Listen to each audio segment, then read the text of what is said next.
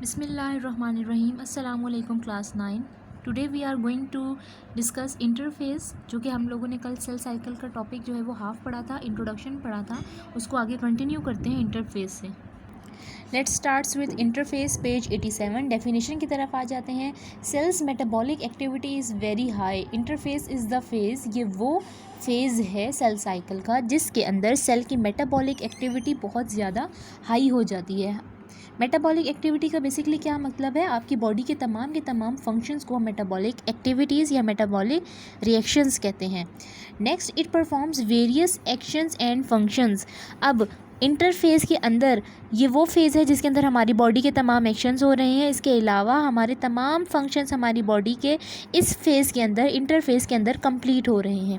Interface को आगे 3 main branches में या 3 मेन स्टेजेस में जो है वो डिवाइड किया गया है। G1 phase, S phase, G2 phase. इनकी तरतीब, इनका पैटर्न बिल्कुल सेम रहेगा, यानी पहले G1 आएगा, उसके बाद S फेज़ और उसके बाद G2 फेज़। अब what does G means?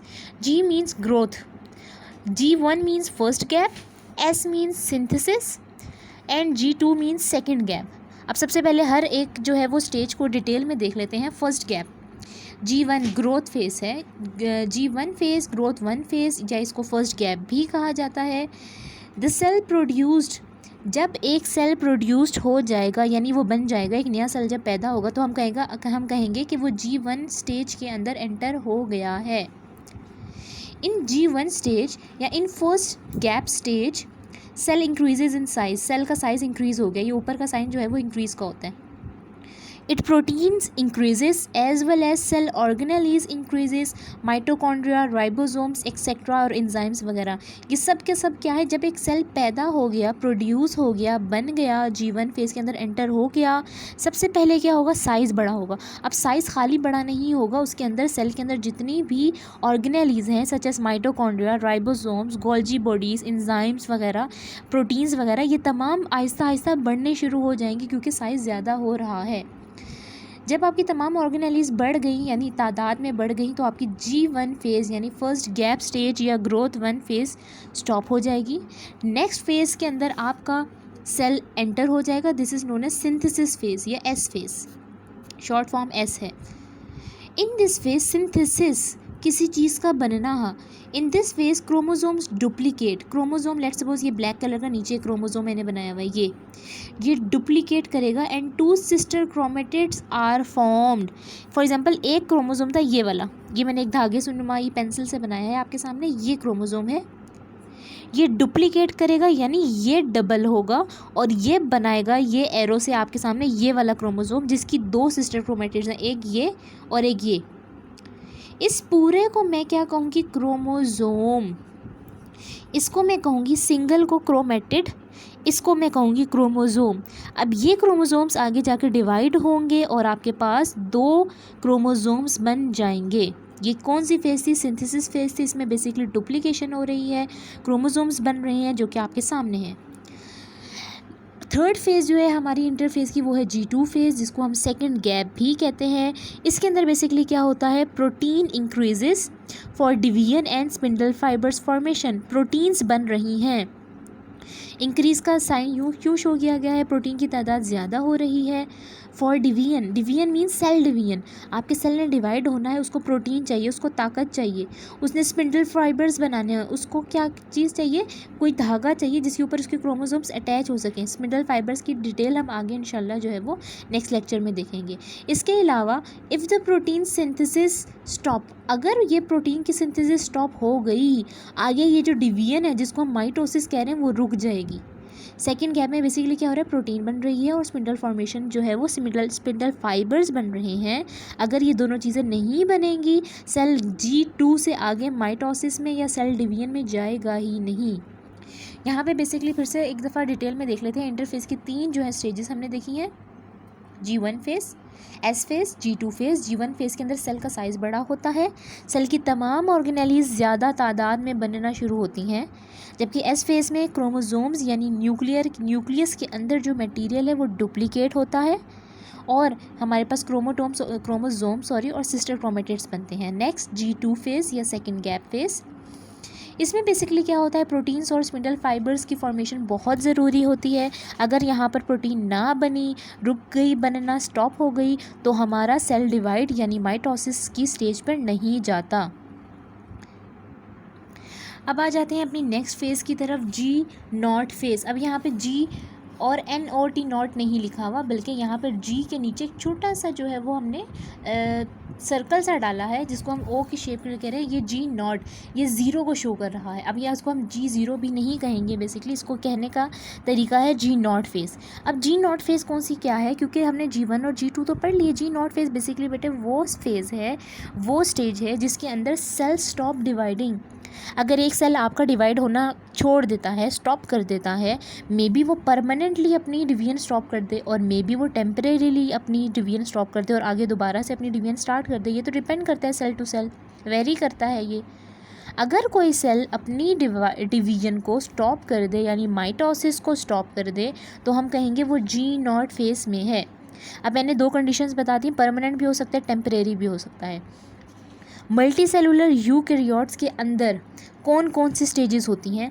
Multi cellular eukaryotes में कुछ स्टेजेस में G1 फेज़ के बाद आपकी जी नॉट फेज़ आ जाती है। जी नॉट, ये जी यहाँ पे जो है नॉट यहाँ पे आता है, ये इतना बड़ा ज़ीरो नहीं आता।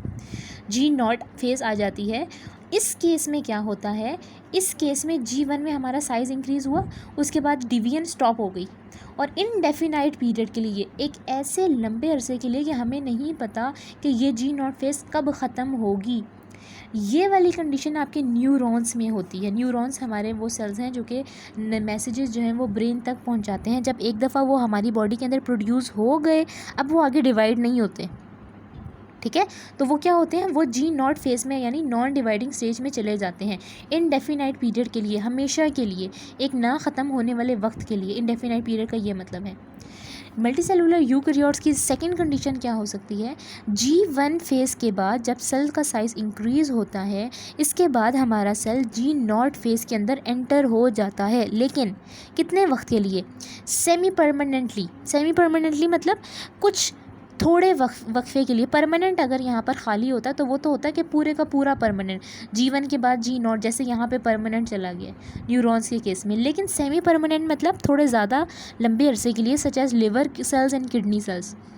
इनके सेल्स थोड़े अरसे के लिए स्टॉप हो जाते हैं, लेकिन जैसे ही हमारे लिवर को या किडनी को ज़रूरत पड़ती है इन नए सेल्स की, तो G1 फेज़ के बाद दोबारा S फेज़ आ जाता है और जी नॉट फेज़ ख़त्म हो जाता है। जी नॉट फेज़ ख़त्म होगा तो क्या होगा, हमारा S फेज़, उसके बाद G2 फेज़, और उसके बाद हमारी माइटोसिस होगी और सेल डिवाइड हो जाएगा। अब आ जाते हैं थर्ड कंडीशन की तरफ। कुछ सेल्स ऐसे होते हैं जो हमेशा G1 फेज़ के बाद नेक्स्ट नॉर्मल जाते हैं, जैसे S फेज़, G2 फेज़, और उसके बाद माइटोसिस। जी नॉट वाला तो सीन होता ही नहीं है, इनमें किसी किस्म का जी नॉट नहीं होता। ये आपके एपिथेलियल सेल्स यानी आपके स्किन सेल्स होते हैं, जिसके अंदर डिवीजन होती ही रहती है। आप देखते हैं ना, आपके कभी कभार स्किन से स्क्रैचेस उतर रहे होते हैं, आपकी स्किन उतर रही होती है, तो हम कहते हैं कि ये जो है वो हमारी डेड स्किन उतर रही है। तो डेड स्किन उतर रही है तो नई स्किन कहाँ से आएगी, तो G1 जब तक S फेज़ में नहीं जाएगा, S के बाद G2 फेज़ में नहीं जाएगा, और G2 के बाद माइटोसिस में नहीं जाएगा, तो सेल आपका डिवाइड नहीं होगा। तो ये हमने 3 कंडीशंस पढ़ी हैं मल्टी सेलुलर यूकैरियोट्स की, कि कुछ सेल्स कभी भी डिवाइड नहीं होते, जी नॉट में सारी ज़िंदगी रहते हैं। कुछ सेल्स जी नॉट फेज़ में थोड़े से अरसे के लिए रहते हैं और दोबारा अपनी नेक्स्ट नॉर्मल फेज़ के अंदर यानी S फेज़ के अंदर एंटर हो जाते हैं। और आखिरी हमने स्टेज या फिर आखिरी हमने कंडीशन ऐसे पढ़ी थी कि कुछ सेल्स ऐसे हैं जो कि जी नॉट फेज़ में कभी जाते ही नहीं हैं, जैसे हमारे स्किन सेल्स या एपिथेलियल सेल्स। ठीक है, अब हम डायग्राम देख लेते हैं बुक पे। So this is your diagram on page number 88, the eukaryotic cell cycle। ये आपके सामने एक सेल साइकिल दी गई है। सबसे पहले सेल साइकिल कहाँ से स्टार्ट होगी, यहाँ से G1 फेज़ से। G1 phase is the synthesis of protein, synthesis of organelles and growth in size. ये अभी मैंने पढ़ाया है, साइज़ का, सेल का साइज़ इंक्रीज़ होगा, आपकी ऑर्गेनेलीज और आपकी प्रोटीन फॉर्मेशन होगी। ये आपका G1 फेज़ में आपका ये जो सेल है, फॉर एग्जांपल यहाँ से बेसिकली स्टार्ट करते हैं। एक सेल है, जब वो 2 सेल्स के अंदर डिवाइड हुआ, ये पेरेंट सेल है जिसके अंदर एक क्रोमोसोम था और इसने आगे से 2 डॉटर सेल्स दिए, दोनों के अंदर वही चीज़ें हैं जो पेरेंट्स के अंदर मौजूद थी। अब चूँकि ये सेल पैदा हो चुके हैं, डिवाइड हो चुके हैं, फॉर्म हो चुके हैं, प्रोड्यूस हो चुके हैं, इसलिए ये दोनों के दोनों सेल G1 फेज़ के अंदर एंटर हो चुके हैं। लेकिन आपके सामने इन दोनों में से सिर्फ एक सेल को शो किया जाएगा, दूसरे सेल को साइड पे मास्क कर लिया जाएगा या हाइड कर लिया जाएगा। ये सारे के सारे इवेंट दोनों सेल में हो रहे हैं, इसलिए आपको सिर्फ एक का दिखाया जाएगा। G1 फेज़ के अंदर हम पढ़ चुके हैं कौन कौन सी फेजेस है। उसके बाद हमारे सेल्स या तो G0 फेज़ में चला जाएगा, या टेम्परेरीली या परमानेंट, या फिर अगर एपिथेलियल सेल है हमारा, जैसे स्किन सेल है जिसने डिवाइड होना ही होना है, तो उसके बाद वो S फेज़ में आ जाएगा। S फेज़ में बेसिकली क्या होता है, डुप्लीकेशन ऑफ क्रोमोसोम्स होती हैं और साइज़ भी बड़ा होता है। अब ये हमारे पास एक सिस्टर क्रोमेटिड था, ये आपने लिखा हुआ है, एक क्रोमेटिड है, बीच में क्या है, सेंट्रोमियर है। अब क्या होगा, एस फेज़ के बाद ये क्या बन जाएगा, दो क्रोमेटिड्स यानी दो सिस्टर क्रोमेटिड्स, एक पूरे का पूरा क्रोमोसोम बन जाएगा। किस फेज़ में, एस फेज़ में।